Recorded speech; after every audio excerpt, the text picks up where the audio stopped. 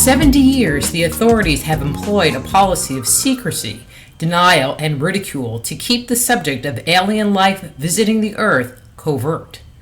But as people worldwide continue to experience various contact phenomena, the responsibility of researching and reporting has fallen to you, me, and everyone around us.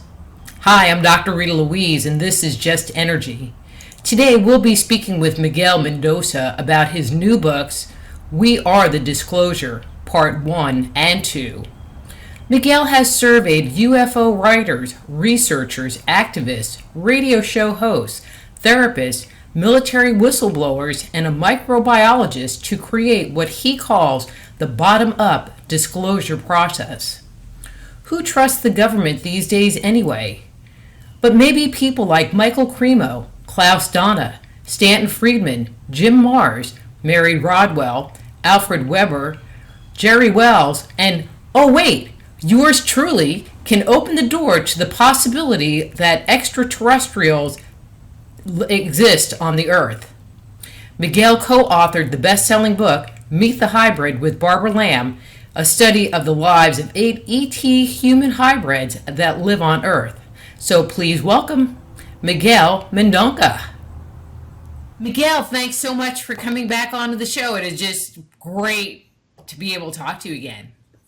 It's a pleasure, always. So, Miguel, why write this book? You know, your new book, We Are Disclosure, and we're talking about book 1 and 2 because they're definitely tied together. But why write these books right on the heel of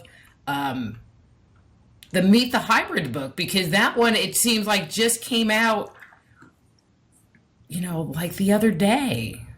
Yeah, it's ridiculous. At the time, it feels like it's absolutely taking forever, as most projects do. But now that we're talking, it really does feel like 5 minutes ago since we were doing Meet the Hybrids.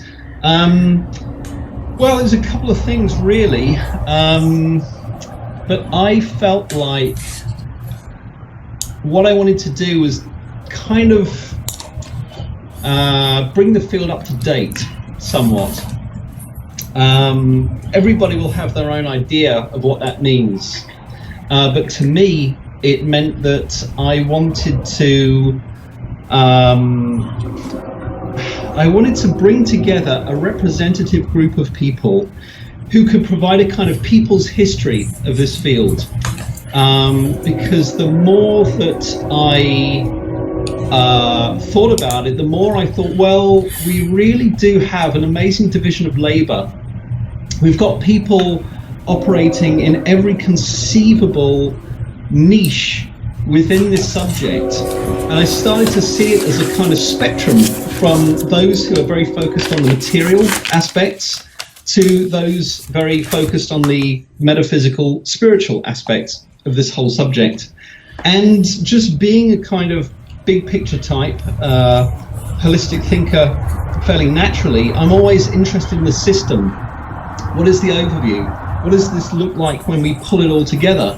And because I now had a kind of calling card in Meet the Hybrids, I had some track record, so I had something that I could send to people and say, well, here's the methodology, here's what I want to achieve, and basically I just found the people that had stood out to me in different ways in terms of their work, and had an absolute blast pulling them all together, interviewing them all with a very similar structure, and then reading across those experiences, having a standard question structure, even though we would, open up all sorts of things, as we proceed, it gave me and every reader an opportunity to build up a sense of what the consensus might be in all sorts of different areas.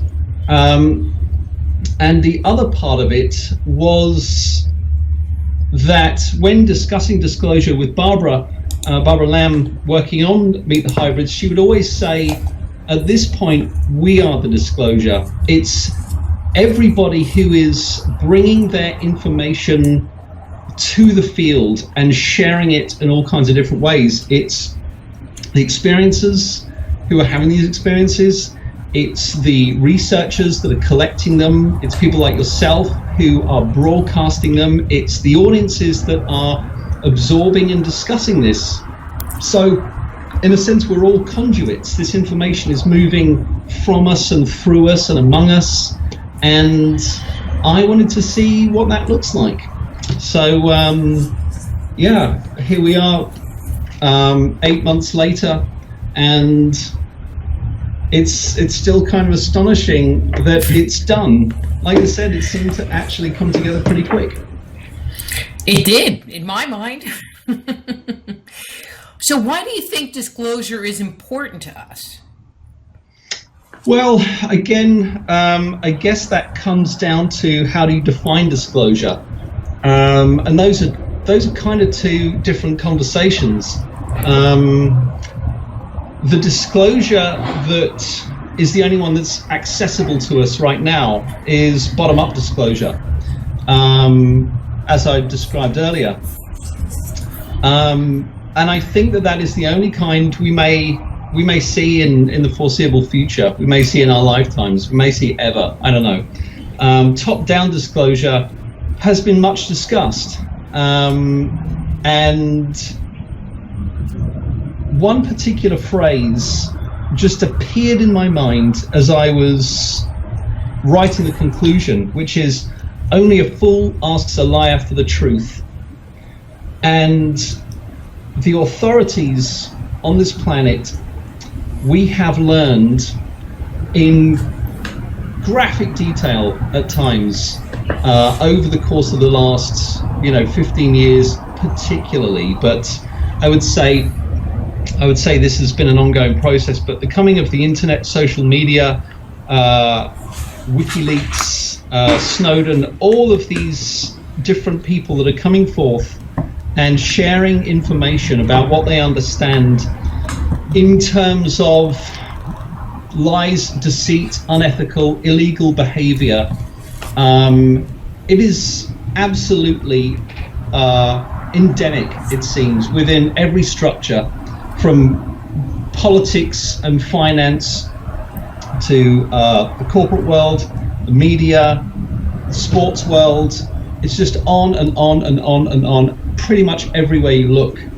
So the idea that something like this, which is so meaningful in terms of the kinds of impact it could have on the status quo, I would think this is the absolute last conversation they ever want to have. And in the interviews, I'd asked everybody, I think I gave them one question in the end. I just said, do you believe the subject has been suppressed? And everybody just unloads at that point, including yourself. And it's clear that there is a consensus that everybody feels that it is primarily a threat to the kind of power and control that exists within the status quo.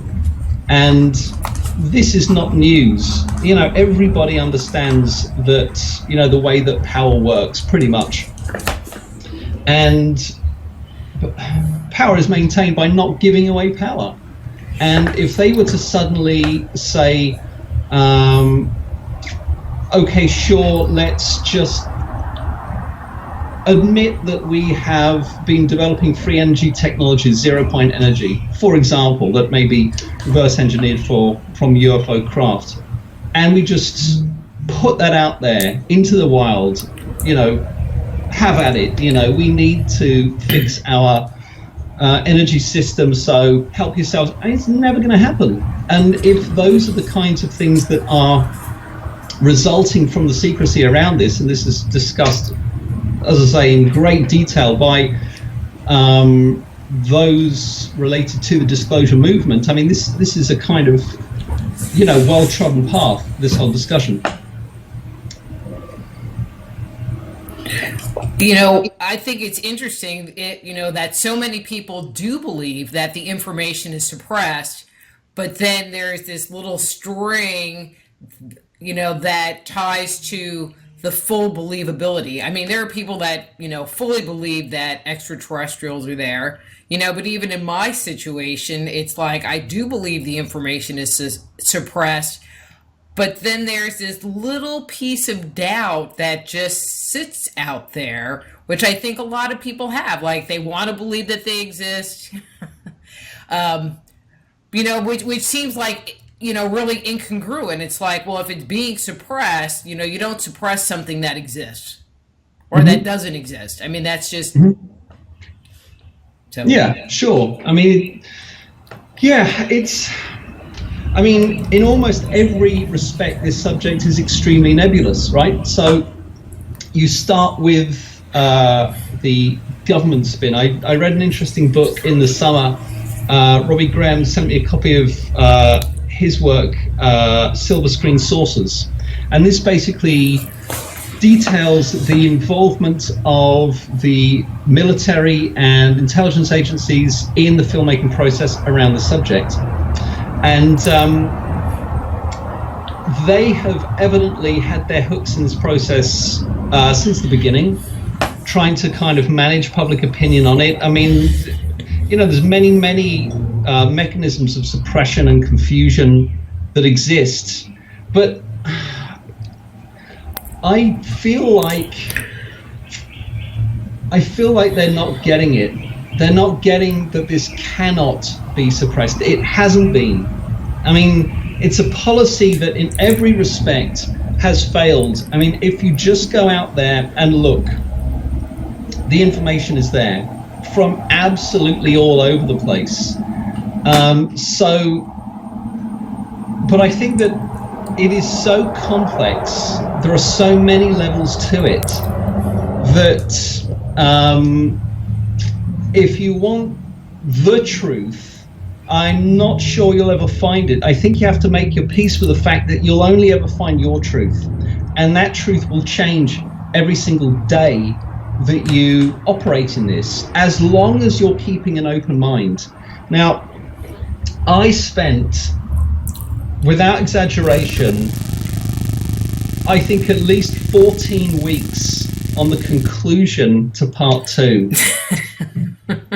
14 weeks. And every time I felt like it was done, I would go back and I thought, oh my God, I've forgotten this and this and this and this and this. And I would go back in and I'd try and incorporate that into the existing structure. And I'll discover it didn't work. I mean, the thing would just explode. And so I'd have to just delete the whole lot, start again, write a whole new thing from scratch, blank sheet of paper, and say, where is my understanding today? What is jumping out at me? What is the most important material here? What is the consensus? Oh my goodness. And there are so many moving pieces. When you interview 27 people, and I would also include the other people from Meet the Hybrids who weren't interviewed here. So that's 32 people over 2 or 3 books, whichever way you look at it. And if you're trying to pull together 32 different perspectives on anything, you would have to write a whole new book. Mm-hmm. And every time you come back to it, you realize your thinking has evolved. And it could be you're in the shower. For me, I could be out on a bike ride. It could be at any time. And I'm sure you have this experience a lot. Things just show up. Things crystallize. From one second to the next, you suddenly understand. And you have to go write it down. And this happened for 14 weeks straight. And even when I said, look, this is absolutely as good as I can get it. This is the best way I can understand this, and this is the best way I can structure and communicate what my understanding is. I had to interview somebody for my next project, which I've already started. And that morning I woke up and my head was just a riot. It was just this stream of voices saying, have you remembered this? You took that out last time, you haven't put it back in. Does it need to be there? Did you connect those two things together? It was just over and over and over again until finally I thought, okay, so I guess I'm not getting back to sleep again. This is like 6:30 in the morning or something. And so I emailed her. I said, I don't think this is going to come together for an interview, but I'd like to jump on Skype and say hi. So she said, sent me an email and said, look, let's just start talking and let's see, if you feel like doing the interview. And sure enough, as we get talking, I find that if I am connecting with anybody in interviewing, in a discussion, who has what I call a strong ET aspect, that's the only language I can find for it, my energy just changes. It just starts rising, just going up and up and up and up and up. And this happened with this particular person. So off we went, and partway through, and she's a trance channel, and partway through she just kind of put the brakes on and she just said, Miguel, I'm getting that you need to go back and look at this conclusion again. And I thought, okay, I'm getting it from two directions. So I went back, worked on it again, and honestly, I think that is everybody's journey in this.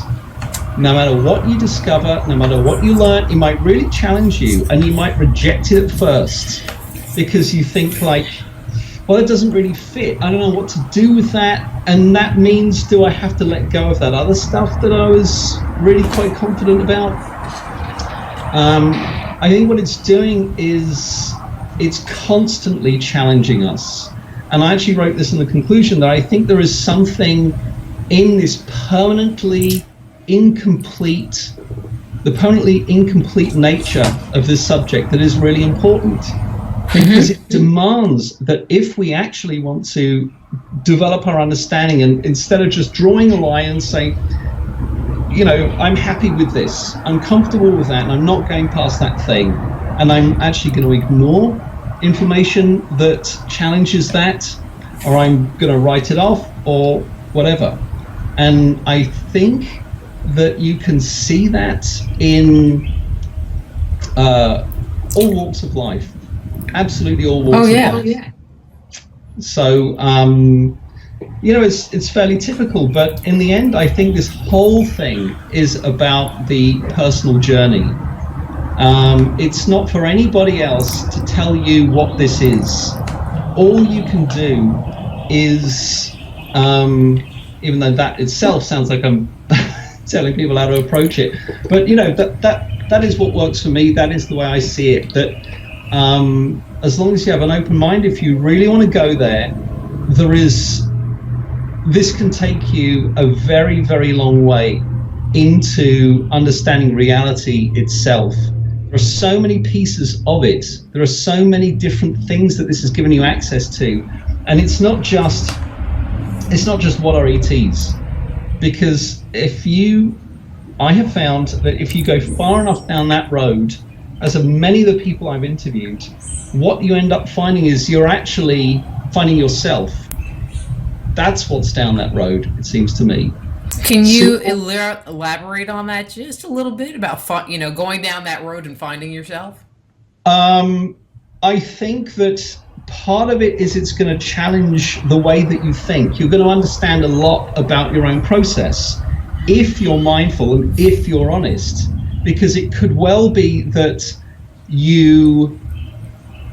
if you stay in that box, in that very rigid mode of thinking, and you say, as I was describing earlier, well, I've figured it out, this is what my understanding is, I'm going no further than this, then, well, if that is good for you, if that's what you want and you need and that makes you happy, then that's great. But for other people who are more open, or who are ready to open up their hearts, open up their minds, and I think you've got to do both if you're really going to make progress in this, then there will always be more information. There will always be more guidance out there, and I think there will also be more guidance internally as well. And that's, I think, one of the most important things that's come out of this for me, is to become more aware of my guidance.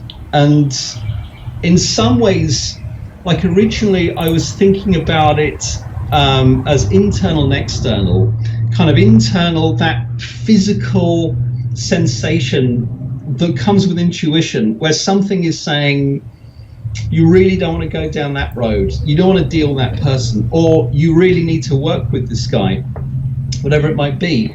And then the kind of external stuff, where, I mean, a couple of examples. I mean, when I was thinking of the forward, who should I get to write the forward for this book? All I got was Rosemary Ellen Guardy, just going round and round and round my head. And I thought, well, I heard the name, but exactly what does she do? So I had to go and look her up, and I find she's written over 60 books on, like, just everything in, you know, the supernatural, paranormal, the ET subject, whatever you want to call it.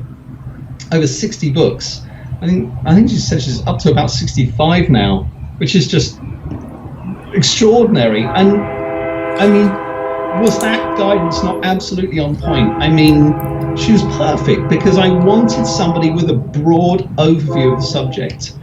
And then when I was taking a break from We Are the Disclosure, I'd just ordered the first bound proof, and I thought, cool, I've got 4 days till this thing arrives, so I'm on vacation now. That's it, I'm good.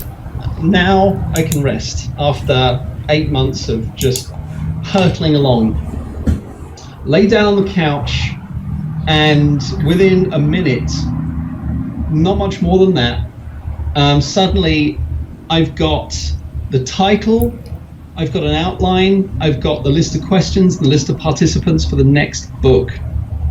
And I thought of you. You did? And I've written about this, I mentioned this in the conclusion, you know, in this whole subject of guidance, that there are some people whose guidance is very active, and you described in our interview just how much hassle you were getting, what sounded like decade after decade. It hasn't stopped. Right. Oh, well, you said to me that after getting your PhD and setting up the radio show, that it kind of relaxed a bit in terms of you got to do this, you got to do that, you got to do the next thing. Well, no, the only thing that stopped was that I didn't have to go to school anymore. Okay. It was like, oh, at least that's off the list, finally. Right. So this is, I guess this is the thing. Well, then let's explore this a little bit. I mean, because you put a lot of time into talking about this. You know, so you're talking about this guidance and this communication. Some people see that as they're communicating with God. Some people their higher self. Mm-hmm. Who do you think that communication is with? Do you think it's with an extraterrestrial, or do you think that there are, that we are having, what's the correct word? But issues around words, like could that presence or where that information is coming from, could it be God / extraterrestrial / spirit guide, meaning whoever that is, because we don't really have the right word because we don't know. Well, I would say I don't know. I mean, the answer to almost every question you could possibly ask me is I don't know, but this is my general sense. Because I've just seen, as I said, with the conclusion, you will continually discover that you are moving on with your understanding. So whatever name I pick today, you ask me in 6 months' time, I hope I've got a more refined understanding. Maybe somebody's just given me a completely different take on it, and I'm testing that out against my own feeling system, my own sort of physical responses to it. Does it resonate? Does it feel true to me? Because none of this stuff, it seems to me, is especially provable. So I think all you can really do is develop your best sense of it at the time. I have, however,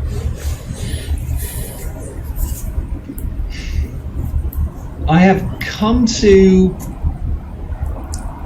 feel that this guidance, if anything at all, if I could give any name at all to it, I would probably go with higher self, whatever a higher self is, and I hope to learn much more about that in the new book that I'm doing.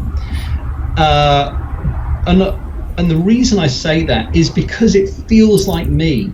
It feels like, 'cause I'm somebody who cannot take orders. I'm strictly unemployable. I cannot do what other people want me to do. You know, if I do, I got to do it my way. And there's never been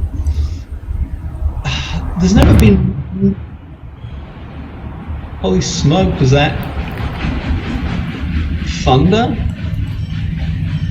Let's hope so.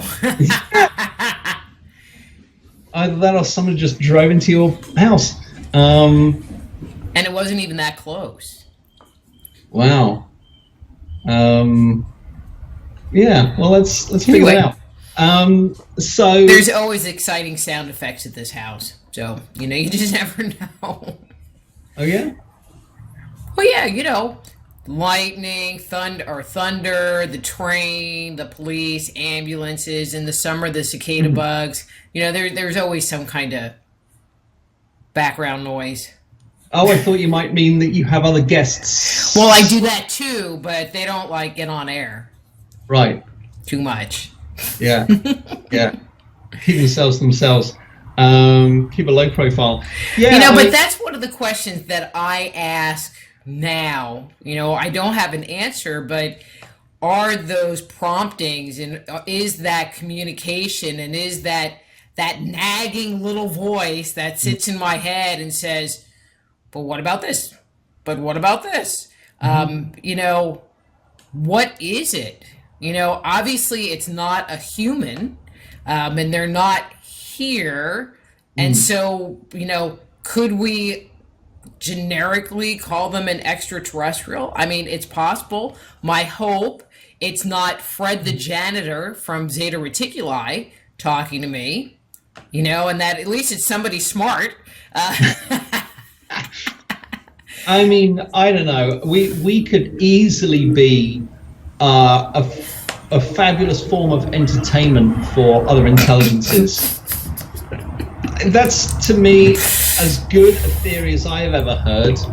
That explains the craziness in this place. I mean, we could be to certain ETs what cats are to us. I mean, just relentlessly entertaining, extraordinary little beings.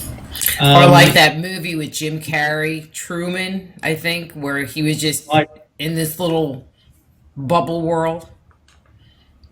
How do we know? I mean, it slightly drives you mad on a bad day. The more theories you get, and when you get very open in terms of what you're prepared to look at as a possibility, you end up with so many possibilities that suddenly it becomes really clear why certain folks will just pick a direction and go, and that's it. They'll say, this thing, I'm going to label myself as this, and this is going to be my ideology, and I'm going to have these practices, and that is how I'm going to anchor my whole experience here. That's my cosmology. That's my reality, my worldview, and that's good enough for me. And everybody else who disagrees is simply wrong. And I think we all know people like this. For myself, I want to know what this is. Since childhood, I felt like there was something about this that I felt like it was like the tip of the iceberg. What we are seeing, what we're experiencing of ourselves, each other, even at the level of general conversation, I felt like there is so much that is hidden from us. And I wanted to, some people would say, draw back the veil, pull back the curtain, meet the wizard, whatever. And I'm still on that one. And I struggle to imagine any other way to live and to be at this point. Okay. Thank you for watching this portion of our interview with Miguel Mendonca. If you're enjoying today's program, please click on the button below and subscribe to our channel.